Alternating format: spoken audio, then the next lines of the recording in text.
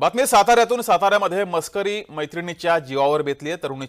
तरुणीनं आत्महत्या केली आहे। मैत्रिणीला बनावट खात्यावरील मुलाचा मृत्यू झाल्याचं समजताच तिनं आत्महत्या केली आहे। तर साताऱ्यामध्ये एका मैत्रिणीची मस्करी तिच्या जीवावर बेतली आहे। तरुणीनं आत्महत्या केली आहे। दरम्यान तिच्या मैत्रिणीला आता अटक करण्यात आली आहे। बनावट खात्यावरील मुलाचा मृत्यू झाल्याचं समजताच ती आत्महत्या करण्यात आली आहे।